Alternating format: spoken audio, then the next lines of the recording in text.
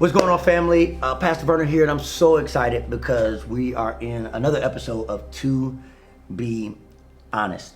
The time that we've been sharing in these conversations is an opportunity to highlight the humanity of leaders and visionaries and influencers, people who often, I believe in many different ways, are maybe assumed to have it all figured out, or sometimes just the reality of it is we're constantly responding that we don't get a chance to just share where we are in our own journeys.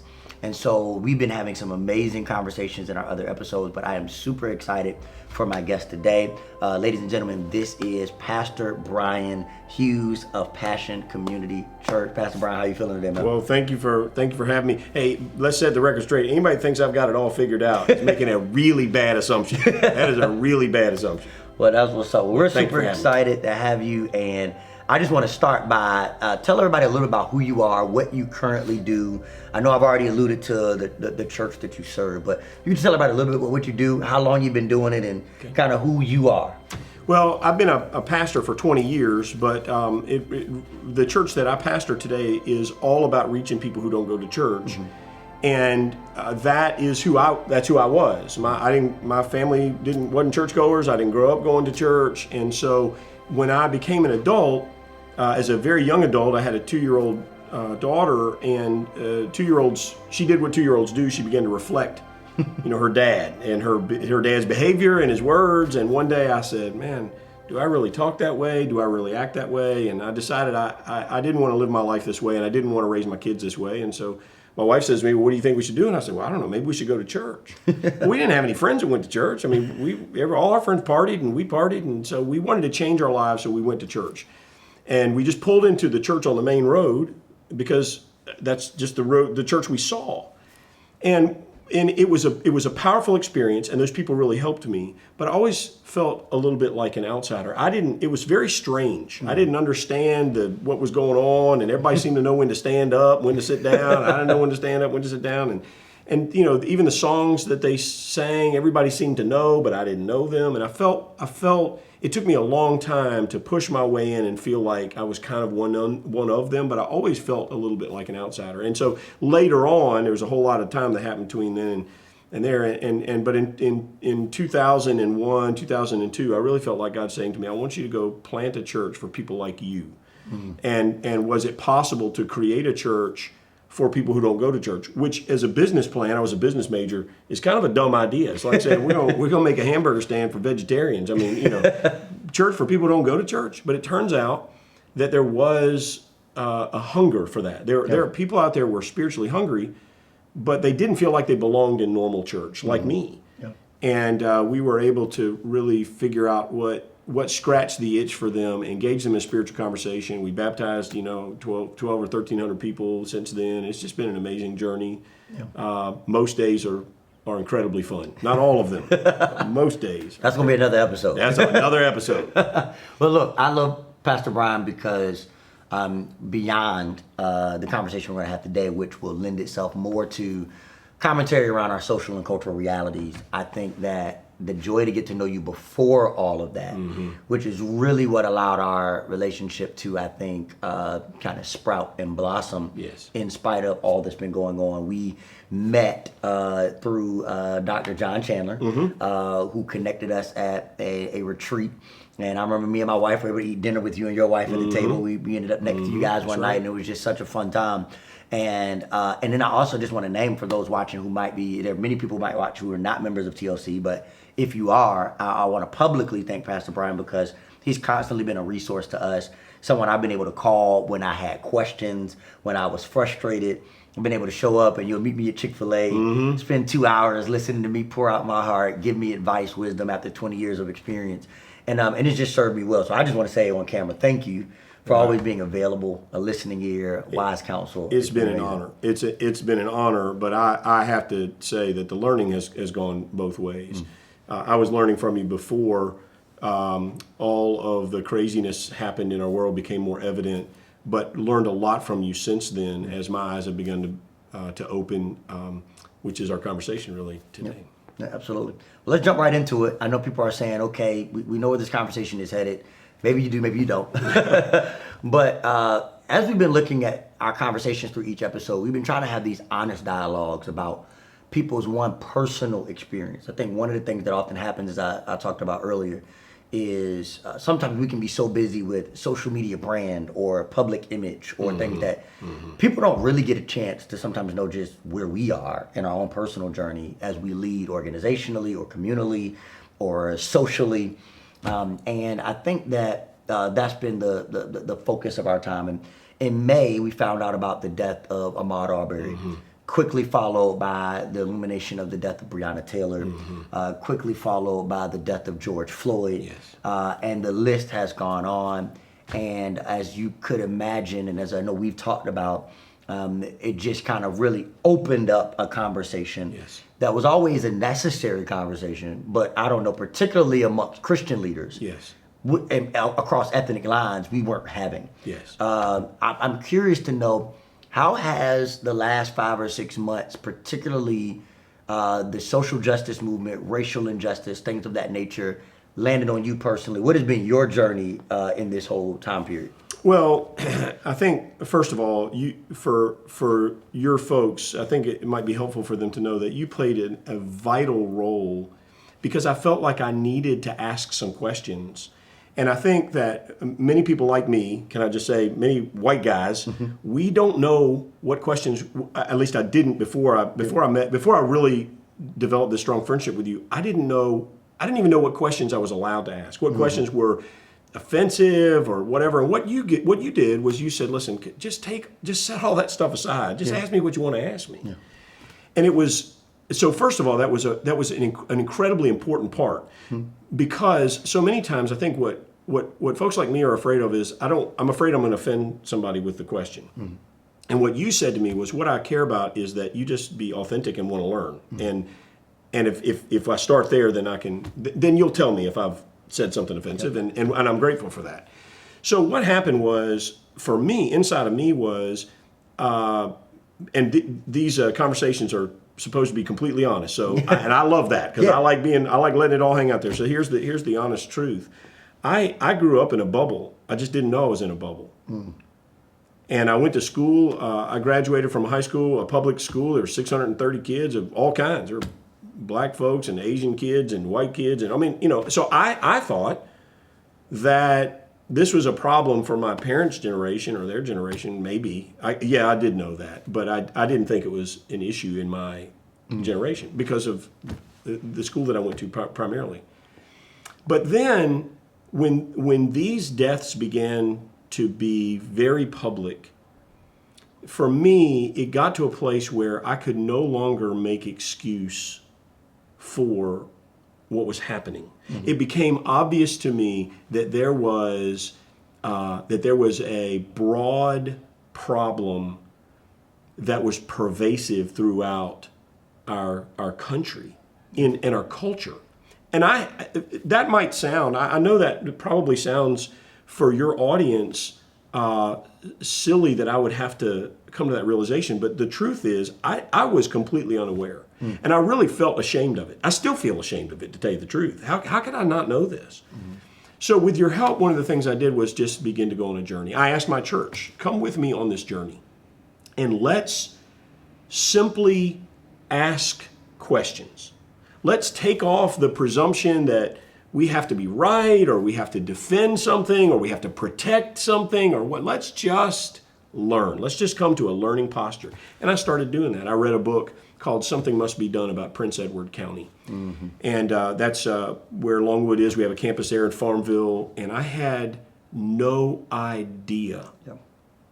And I've been in Virginia my whole life. I grew up here. And I've been to Farmville. I mean, I've been in this area, and 45 minutes from Farmville for all of 20 years.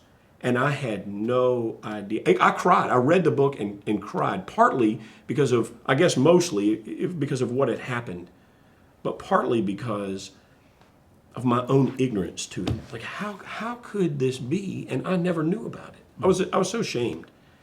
And then I read The Color of Law, which the Something Must Be Done in Prince Edward County book is It's awful, but it's written well. It's engaging, somewhat entertaining. The Color of Law is written by a lawyer, and you want to poke your eyeballs out like the whole time. So it's a dense read too. It is It's heavy read. It is hard to read, but I was shocked.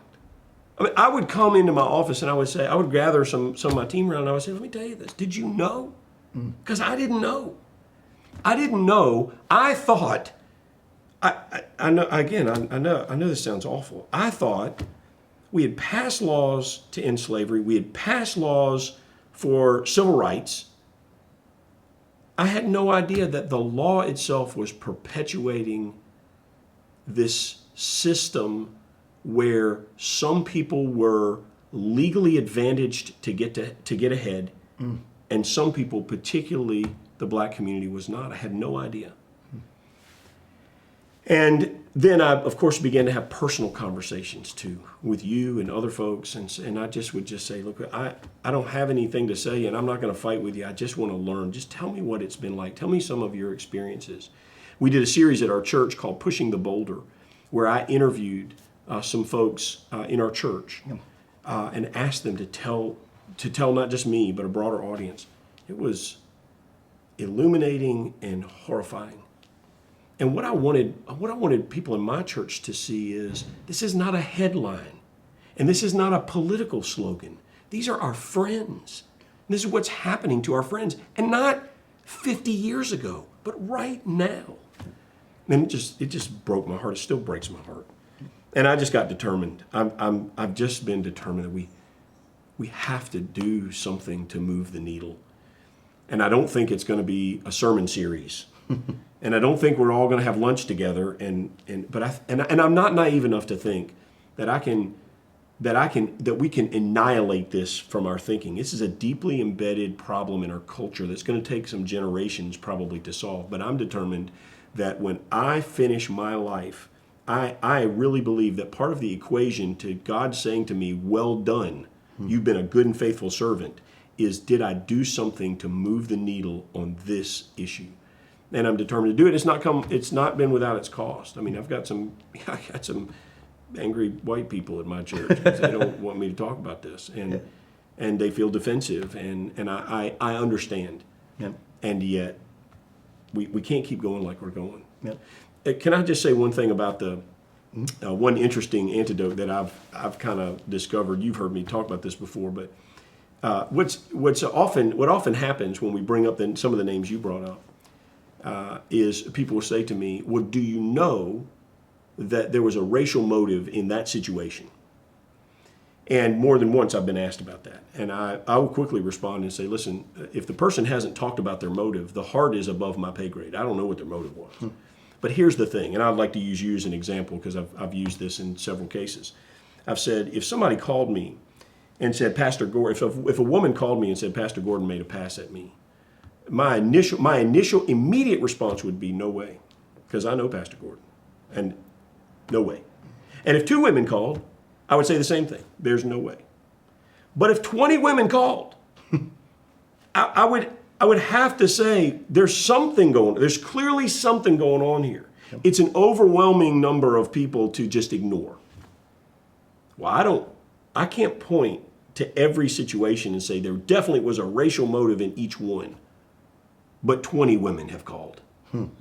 Not one woman, not two women, but 20, 200. It's too many to say you can dismiss all of them. Yeah. And I think there's just enough. If you do the kind of learning that I've done, if you really get, if people in my community, if white folks would just get humble enough to say, maybe there's more here than I know about or than my life experience has known about, and I'm going to come to the learning position and I'm going to just say, I just want to know, would you please help me understand? And if you'll do the reading, you walk away with an overwhelming amount of information that you can't deny. It is undeniable to me. And now you can say, okay, if we know this is what it is, we can't live like this anymore. This has to stop. It has to stop. Well, I think you said a mouthful. And first of all, you know this privately, but I think for the sake of this conversation, thank you for just saying it. I think there's just appreciation I have and getting, we've talked about this in private. so often, particularly as an African American, I feel like we don't even hear white people, particularly white males, say and acknowledge. I get that. I'm with you on that. No. You're not. You don't have to yell to prove. Yes. Because no. That makes sense. Yes. And so I think that it provides a measure of hope for someone like me and the people that my heart for leading those people that God has graced me to be able to share with and influence and lead, because I'm reminded of the conversations we had and I said, no. There's people who don't look like us who are saying, no, I'm getting it. I'm learning. I'm growing in my understanding. And you alluded to something that I love for you to touch on, because yes, there's one thing to say, okay, yep, I got it. Like I got it. Like personally, I was in my own bubble. I was thinking my own way. I'm taking my own journey. I'm reading, I'm learning. And maybe even before I get to that question, I just want to highlight, because, you mentioned so much of this has been us opening up a door. Like you saying, hey, I got questions I want to ask. I got things I want to be exposed to. And the first step, one of the things that we did was you invited me to your church to do an interview and to share. And one of the things you prefaced with was like, hey, I want you to be honest. Yes. Like, I don't want you to like hold back. I want you to be completely who you are. We did it in your living room. That's right. For your congregation. From that point forward, you've since then made a lot of strides in not only taking your personal journey, but leading others in this conversation. What has that been like? What has that experience been like for you? How have you navigated some of that? Not only having me as a person to share, not only guiding the conversation other ways, but recently you guys did a series. We did. And it was on Elisha. And you really rattled you shook the fence on this, because you guys used for an image of Elisha for the branding, a black man. That's right. In a predominantly white church. Predominantly. So what made you, first of all, let's kind of work our way backwards. What made you kind of just say, let's start with, how have you dealt with the realities of all of this stuff that you've done in totality? And then I'd love to hear specifically what kind of prompted you to kind of take this approach with Elisha a little bit. Maybe if you can remember all of that, bring all of that together. Well, earlier I said, I got a lot of angry white people. I will say that most folks in my church, overwhelmingly, have been willing to, you build trust as a leader over time. And it earns you the right to push to the edge or push to the limit. And so when I went to my church and I said, I've decided that I'm gonna come to the learning posture, and I'm asking you to come with me. I said that to them. I looked right in the camera, right in their eyes, and I said, come with me on this journey together. Almost everybody did. A few people said no, but almost everybody did. And I got responses from people who said things like, because the journey was both to learn, but also I asked them, would you do the introspection work and ask God to reveal to you where you don't value people completely equally based on the color of their skin? Is it in there? And wherever it is, ask God to reveal it to you, the ugliness of it, and then ask God to help you get it out. Yep. And people did. I had an overwhelming number of people who came back and said, I didn't think there was anything in there, but I did what you asked me to do. And this is what God showed to me. And it was both painful and beautiful at the same time. People really have taken that seriously.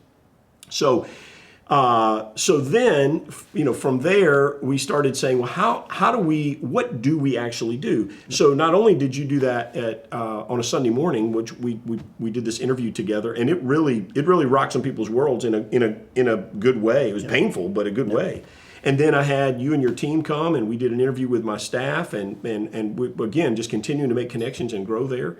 Interestingly, since I can be completely honest with you, I didn't go to my team and say, look, we're going to do this series on Elijah and make sure he's black. The creative person who designed it, we have this incredibly gifted young graphic arts person on our team, and she sent me the image, and it was the first thing I thought of. And because I don't know where this started. I don't know how it got started, but somewhere in the American church, all the Middle Eastern people in the Bible are white. Like, how did that happen? And I don't know where it came from, but I mean, it's, and I have, before all this stuff happened, I have occasionally said to my church, I've made some kind of cracked smile about it, and I'll say, listen, in case y'all don't know, Jesus was not blonde-haired and blue-eyed. But I don't know if y'all realize that. But from an image standpoint, when she brought me that image, I thought, this is the most accurate Elijah I've ever seen. Because I don't know if Elijah was black or if he was Middle Eastern, but he wasn't white. Right. That part I do know. And neither was Jesus. And so for us to have to retool the way that we think so that we can, and I think it's a way that we can say, the mantra that I've been using with my folks is, every person is of equal and infinite value before God. We have to not just say it, we have to believe it, and then we have to live like it. Yeah. Every person is of equal and infinite value before God. And I think that's the goal. Yeah. If I can really live that way, and if I can get our folks to really live that way, see, I think the solution is we've got to change the heart. Mm-hmm. In my opinion, and I might be wrong about this, and nobody from Washington is calling me asking me for policy advice, just for the record. I keep waiting for my phone to ring, but they ain't calling. I'm not against us doing some legislative work, but I don't think you can legislate this. At the end of the day, it's up to pastors to help our congregations retool the way they think so that we can see the world the way that God sees it. And every person he's created is of infinite and equal value to him. For me, that's the role that I feel like I ought to play. It doesn't mean I don't have policy ideas. I really do. But I'm not sure that that's my role. Yeah.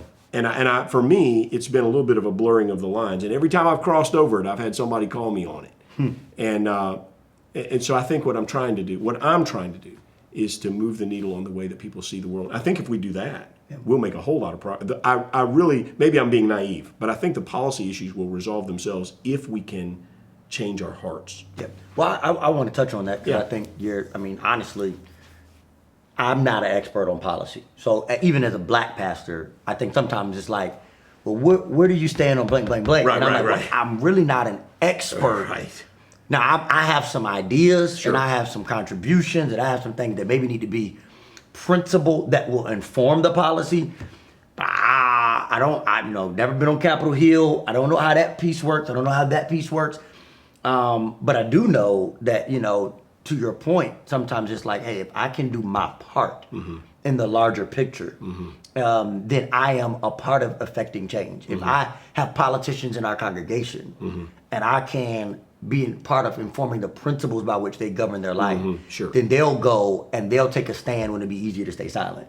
Or they'll go and they will take a position that is not where they put people over party. I mean, that's part of, not to say again, we don't do it at all, but I'm in agreement with you that we all play a part in the journey.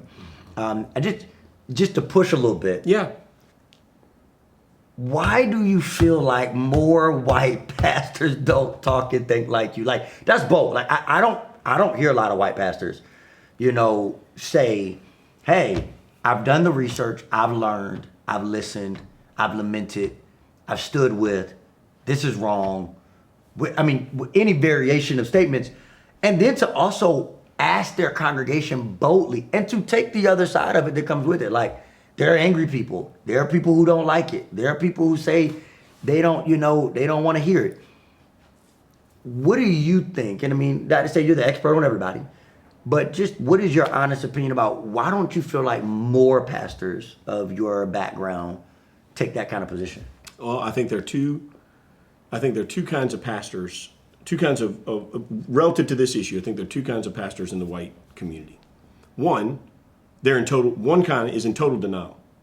They're in total denial. They're convinced, they bought into the idea that this is not a real thing, and so there's that. Yeah. The other kind is afraid of losing his job. And I am not trying to minimize that, and I'm not trying to judge it.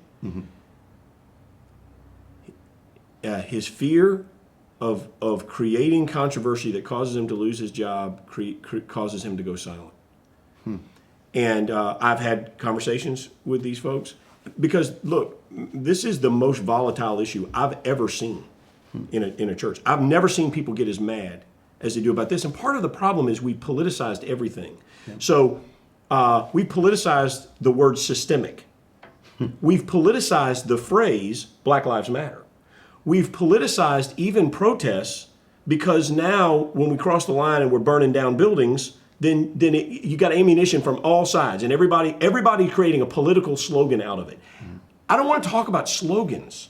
I want to talk about sentiments. I want to talk about how we see the world and how we think God sees the world.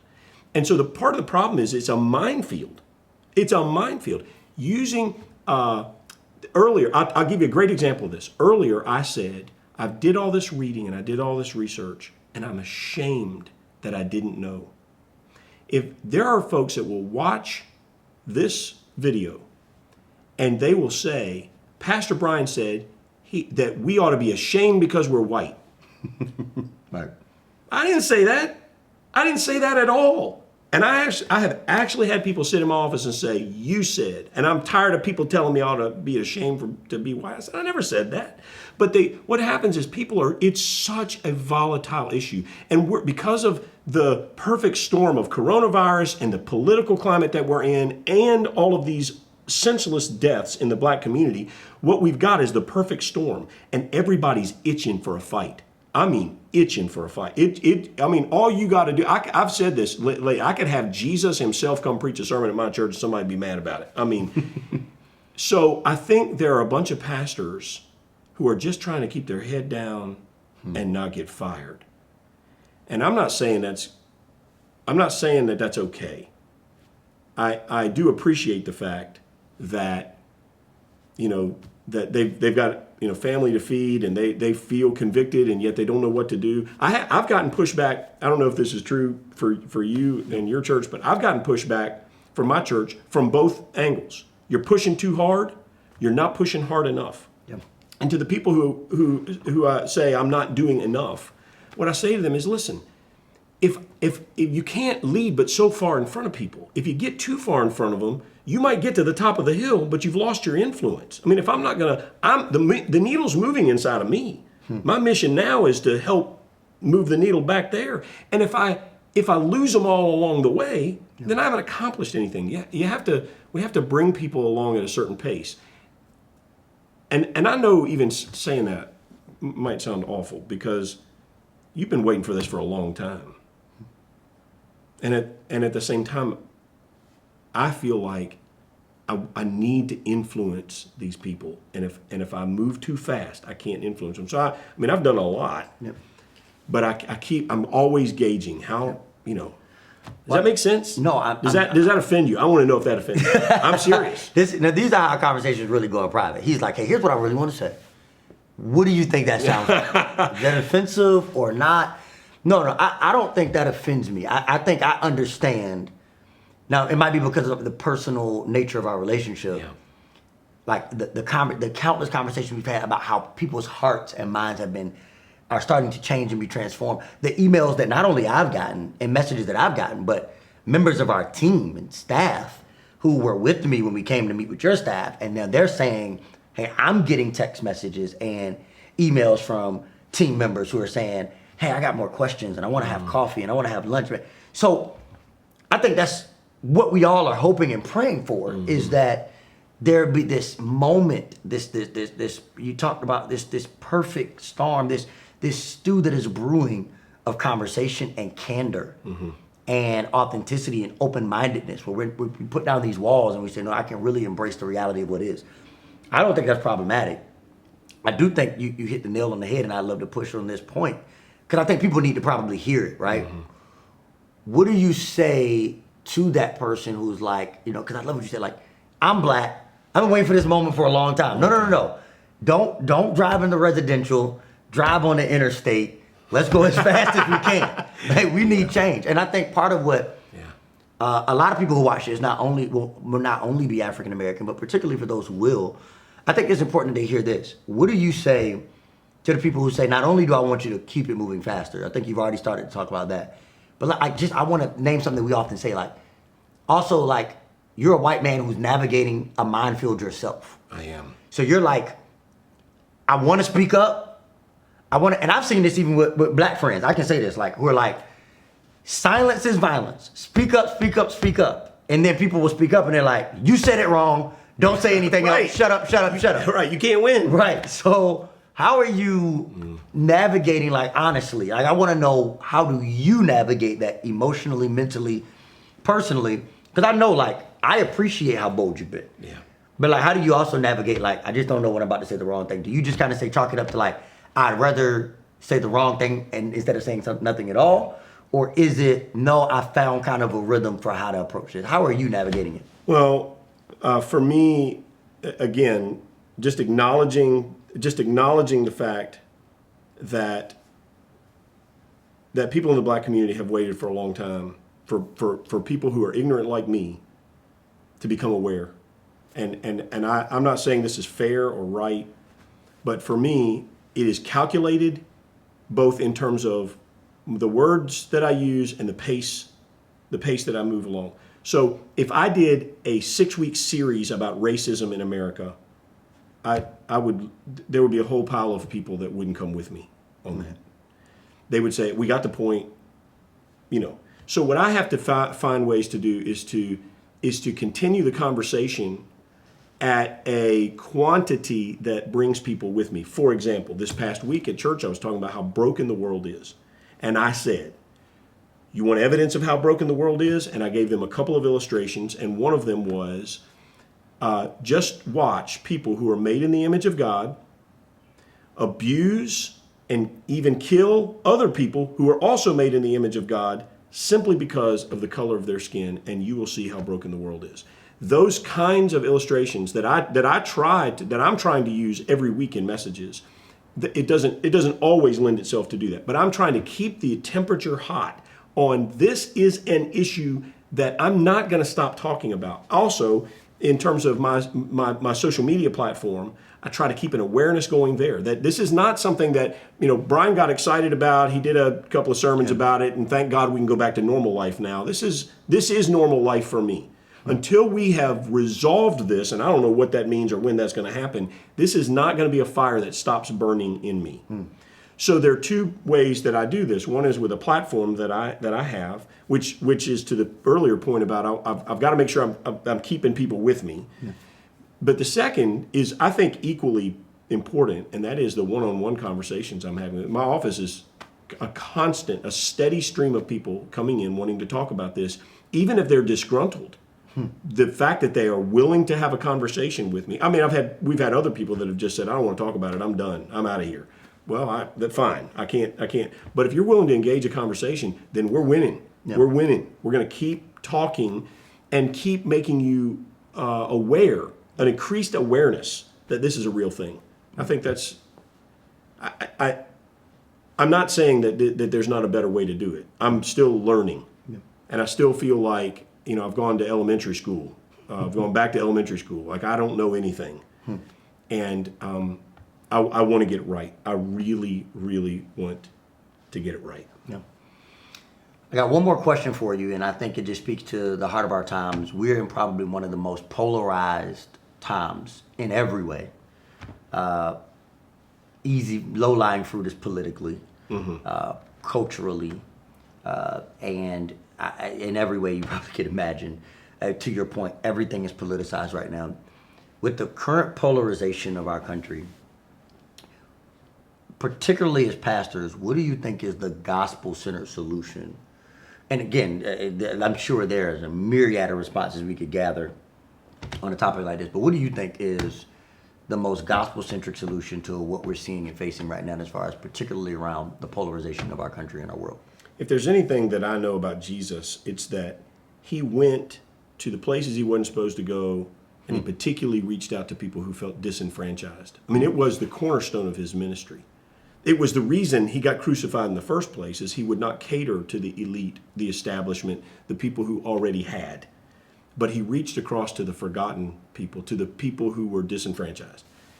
And I think that the gospel solution is that we would do just that. It also it is a consistent message in the New Testament, both explicitly and implicitly, that egotistical, proud people don't have great favor with God, but that humble people, that acting in humility does. So I think that the gospel solution is for people, and if I could be broad, I would say all of us, to come to a place where we say, we just want to be broken enough for God to do some healing inside of us, healing between us, and allow us to reach out to the least of these. In some cases, this is communities of color who've been forgotten and left behind, that we can say, we're in this with you.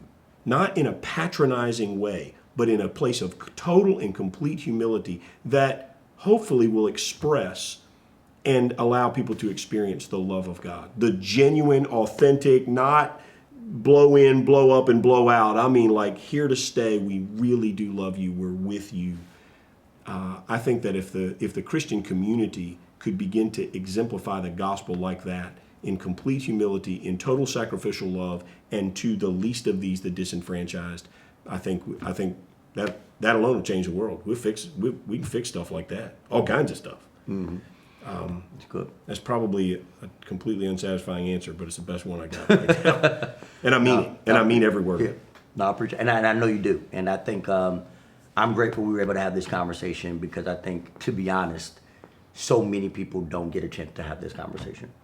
Not just a white pastor and a black pastor, but just, across ethnic lines in their communities, neighborhoods, at their job. Right now, we all are just kind of retreating to our own corners. So I appreciate it. I appreciate your friendship and mentorship, pre-pandemic, pre-social justice. I think, again, I reiterate that. And then for me, for you to have 20 years, 2 decades of experience pastoring, leading, and for me to be running to you as a resource, and then to come into a time like this and the humility that you've exhibited. I mean, I've often been like just taken aback at how you've then said, no, in this, I need to learn, need to grow. Thank you for just modeling that type of leadership. It means the world to me. And I think, I think all of it's prediction right now, but I think that we can be an example to what the kingdom is supposed to look like. I hope so. So I'm super grateful. Before I let you go, are there any, you mentioned 2 books earlier. Maybe those are the 2 books. Yeah. But are there any, if somebody's watching this, maybe it's a person saying, hey, you mentioned some books that I've never read those, or Black, White, or Indifferent, or maybe even in particular, like if somebody's white and they're saying, hey, you said you learned, it was a great starting point for you. Yeah. Are there any other books you would say, man, are must-reads that somebody might want to check out? Well, Wide Awake is where I started, which is a really good sort of introductory book. I liked it, and I recommend it. The trouble for me was, not trouble, that's too strong a word, it's written by a white guy.